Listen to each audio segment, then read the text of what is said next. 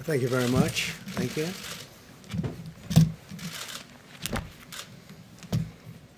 Good evening. I'd like to provide the American people with an update on our efforts to protect the integrity of our very important 2020 election. If you count the legal votes, I easily win. If you count the illegal votes, they can try to steal the election from us. If you count the votes that came in late, we're looking at them very strongly, but a lot of votes came in late. I've already decisively won many critical states, including massive victories in Florida, Iowa, Indiana, Ohio. To name just a few, we won these and many other victories despite historic election interference from big media, big money, and big tech. As everybody saw, we won by historic numbers. And the pollsters got it knowingly wrong. They got it knowingly wrong. We had polls that were so ridiculous, and everybody knew it at the time. There was no blue wave that they predicted. They thought there was going to be a big blue wave. That was false. It was done for suppression reasons. But instead, there was a big red wave. And it's been properly acknowledged, actually, by the media. They were, I think, very impressed. But that was after the fact. That doesn't do us any good. We kept the Senate despite having twice as many seats to defend as Democrats. And in a really much more competitive states, we did a fantastic job with the Senate. I think we're very proud of what's happened there. We had many more seats to defend. They spent almost $200 million on Senate races in South Carolina and Kentucky alone, 2 races, and hundreds of millions of dollars overall against us. At the national level, our opponents' major donors were Wall Street bankers and special interests. Our major donors were police officers, farmers, everyday citizens. Yet for the first time ever, we lost 0 races in the House. I was talking to Kevin McCarthy today. He said he couldn't believe it. 0 races, very unusual thing, 0. And actually won many new seats with, I think, many more on the way. This was also the year of the Republican woman. More Republican women were elected to Congress than ever before. That's a great achievement. I won the largest share of non-white voters of any Republican in 60 years, including historic numbers of Latino, African American, Asian American, and Native American voters, the largest ever in our history. We grew our party by 4 million voters, the greatest turnout in Republican Party history. Democrats are the party of the big donors, the big media, the big tech, it seems, and Republicans have become the party of the American worker, and that's what's happened. And we're also, I believe, the party of inclusion. As everyone now recognizes, media polling was election interference in the truest sense of that word by powerful special interests. These really phony polls, I have to call them phony polls, fake polls, were designed to keep our voters at home, create the illusion of momentum for Mr. Biden, and diminish Republicans' ability to raise funds. They were what's called suppression polls. Everyone knows that now. And it's never been used to the extent that it's been used on this last election. To highlight just a few examples, the day before election, Quinnipiac, which was wrong on every occasion that I know of, had Joe Biden up by 5 points in Florida, and they were off by 8.4 points, and I won Florida easily. So they had me losing Florida by a lot, and I ended up winning Florida by a lot. Other than that, they were very accurate. They had him up 4 points in Ohio, and they were off by 12.2 points. And I also won Ohio, great state of Ohio, very easily. The Washington Post had Biden up 17 points in Wisconsin, and it was basically even. They were off by about 17 points. And they knew that. They're not stupid people. They knew that. Suppression. There are now only a few states yet to be decided in the presidential race. The voting apparatus of those states are run in all cases by Democrats. We were winning in all the key locations by a lot, actually.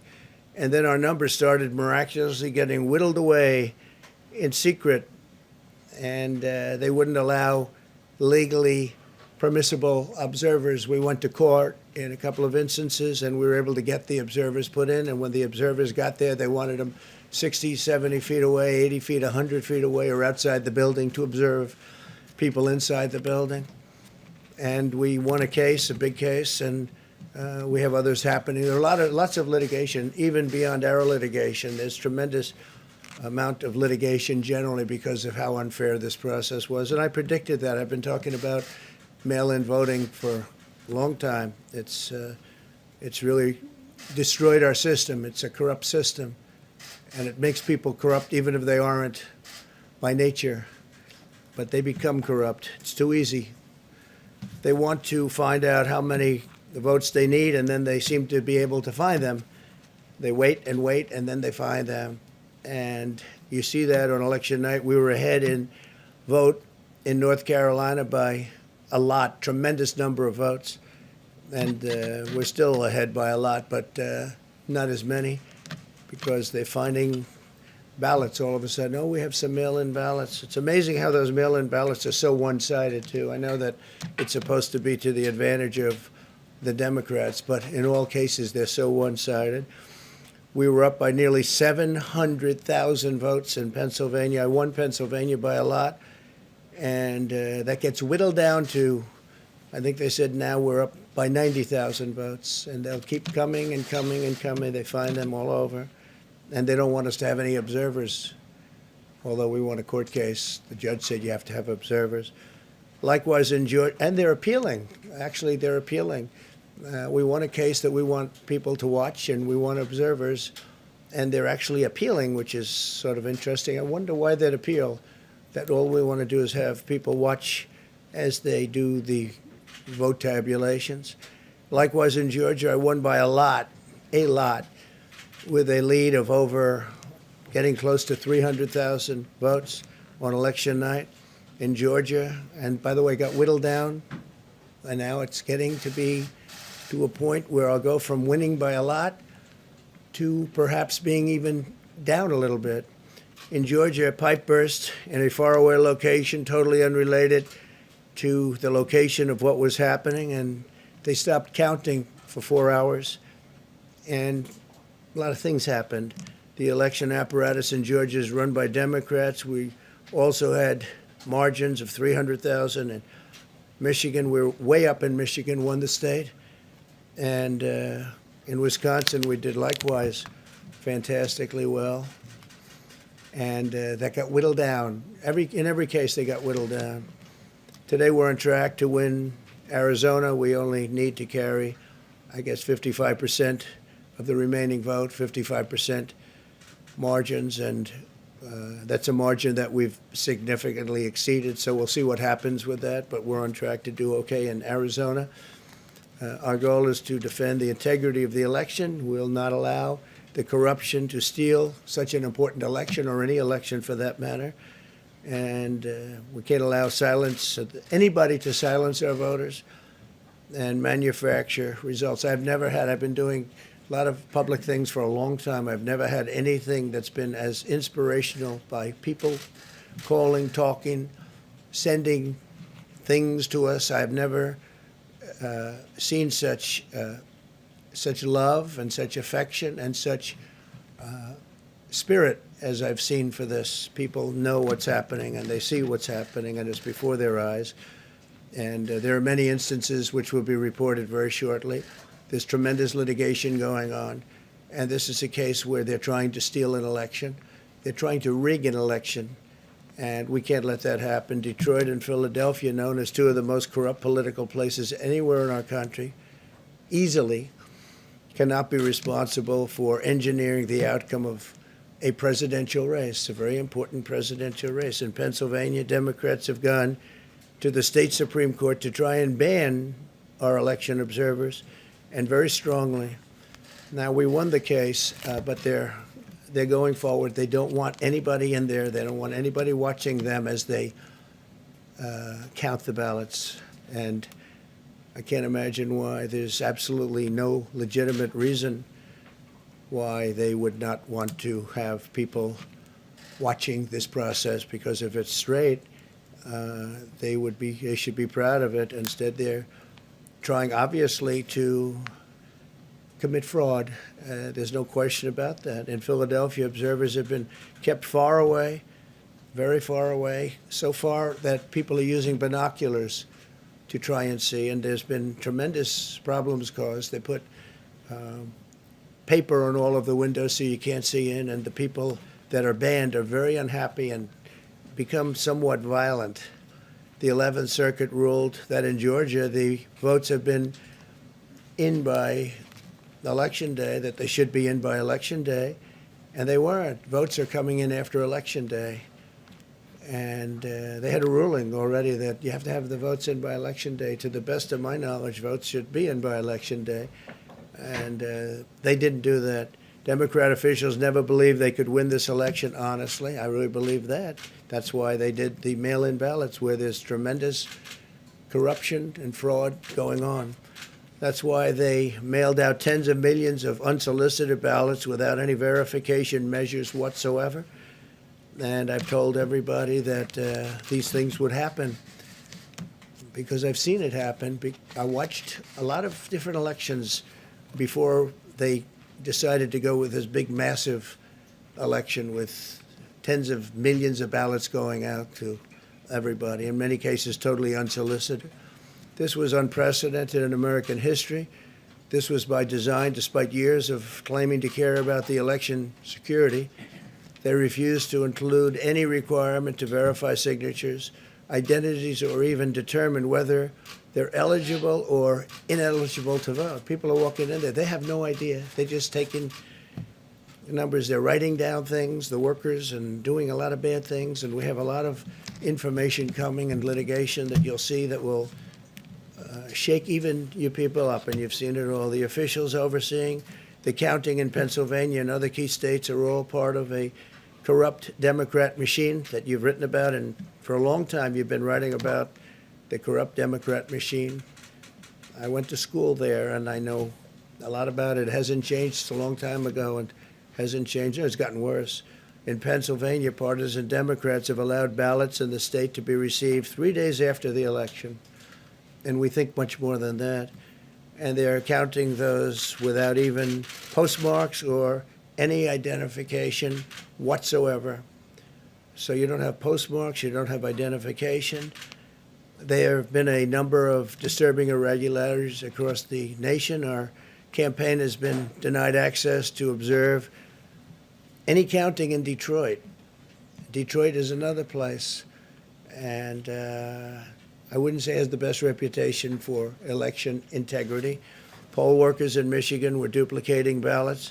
But when our observers attempted to challenge the activity, those poll workers jumped in front of the volunteers to block their view so that they couldn't see what they were doing. And it became a little bit dangerous. One major hub for counting ballots in Detroit covered up the windows again with large pieces of cardboard.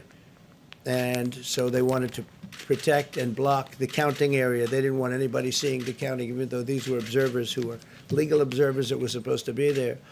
In Detroit, there were hours of unexplained delay in delivering many of the votes for counting. The final batch did not arrive until 4 in the morning, and even though the polls closed at 8 o'clock, so they brought it in, and the batches came in, and nobody knew where they came from. We've also been denied access to observe in critical places in Georgia. In multiple swing states, counting was halted for hours and hours on election night, with results withheld from major Democrat-run locations only to appear later. And they suddenly appeared, and they all had the name Biden on them, or just about all. I think almost all. They all had the name Biden on them, which is a little strange. I challenge Joe and every Democrat to clarify that they only want legal votes, because they talk about votes, and I think they should use the word legal votes. We want every legal vote counted, and I want every legal vote counted. We want openness and transparency, no secret count rooms, no mystery ballots, no illegal votes being cast after Election Day. You have election day, and the laws are very strong on that. You have an election day, and they don't want votes cast after election day, and they want the process to be an honest one. It's so important. We want an honest election, and we want an honest count, and we want honest people working back there because it's a very important job. So that's the way this country is going to win. That's the way the United States will win. And we think we will win the election very easily. We think there's going to be a lot of litigation because we have so much evidence, so much proof, and it's going to end up perhaps at the highest court in the land. We'll see. But we think there'll be a lot of litigation because we can't have an election stolen like this. And I tell you, I have been talking about this for many months with all of you, and I've said very strongly that mail-in ballots are going to end up being a disaster. Small elections were a disaster. Small, very easy-to-handle elections were disastrous. This is a large-scale version, and it's getting worse and worse every day. We're hearing stories that are horror stories, absolute horror stories, and we can't let that happen to the United States of America. It's not a question of who wins, Republican, Democrat, Joe, myself. We can't let that happen to our country. We can't be disgraced by having something like this happen. So it will be hopefully cleared up, maybe soon, I hope soon, but it'll probably go through a process, a legal process. And as you know, I've claimed certain states, and he's claiming states, and we can both claim the states, but ultimately I have a feeling judges are going to have to rule. But there's been a lot of shenanigans, and we can't stand for that in our country. Thank you very much.